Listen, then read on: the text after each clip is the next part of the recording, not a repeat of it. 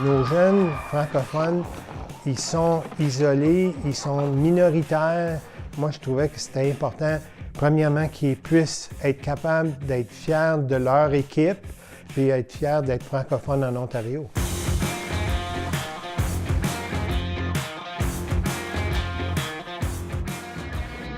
En Ontario, on a le tournoi, ce qu'on appelle le tournoi ASA, qui est provincial, mais pour toutes les écoles secondaires anglaises. Mais on n'avait absolument rien pour les écoles françaises. J'ai commencé en 72 à enseigner à l'école secondaire Hanmer.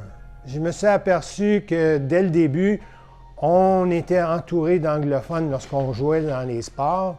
J'ai dit que ça serait une opportunité qu'on pourrait fraterniser, puis on pourrait s'en faire un annuel.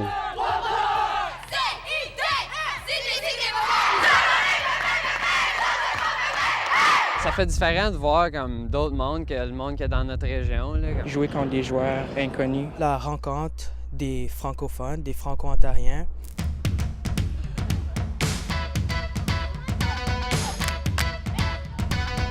Les critères pour s'inscrire au tournoi franco, c'était que vous deviez venir d'une école française et puis je leur suggérais de parler en français lors du tournoi le plus possible.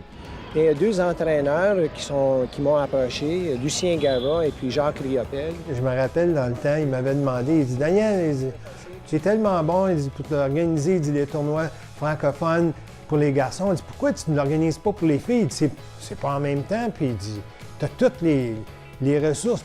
Fait qu'il a organisé le premier tournoi des filles basketball, puis aussi soccer. C'était les filles essentiellement qui me demandaient « Monsieur, pourquoi est-ce qu'on n'a pas un tournoi? » Je dis « Fais-toi sans peur, je vais m'organiser. » J'étais prof de l'histoire à ce temps-là.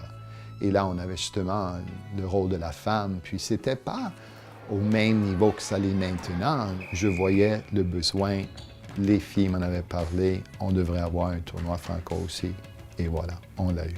On a commencé à avoir des amis avec des personnes des autres écoles. C'est une expérience française, on n'a pas ça. On vient de Mississauga, donc il n'y a pas beaucoup de personnes qui parlent français. C'est toujours le fun de être capable de jouer un sport qu'on aime dans le français. Les entraîneurs me disent « Je me fais achaler aussitôt qu'on arrive en septembre en classe. Hey, on y va-tu au tournoi franco cette année? On y va-tu? » C'est bien de revoir nos anciens joueurs, nos anciennes joueuses qui sont maintenant professeurs, qui redonnent. Et c'est ça. Si je vois que le jeune redonne à son sport, alors j'ai fait mon boulot. Et moi, je trouve que ça aide bien des élèves à rester aux études au lieu de peut-être abandonner. Et ça rend la vie étudiante beaucoup plus amusante aussi. C'est une belle occasion pour les joueuses de rencontrer des athlètes comme de tout partout dans la région. On veut vraiment donner aux jeunes le goût, le vouloir de continuer à maintenir leur langue, leur culture, leur identité à la communauté franco-ontarienne. Moi, ce qui me rend le plus fier aujourd'hui, c'est de voir à quel point que c'est parti d'un petit tournoi à 16 équipes, puis que c'est rendu très gros, au point où est-ce que tous les sports veulent avoir leur franco. C'est mes enfants, là, et c'est les enfants à Dan, et les enfants de d'autres organisateurs, fondateurs dans d'autres disciplines. C'est une fraternité, c'est une famille.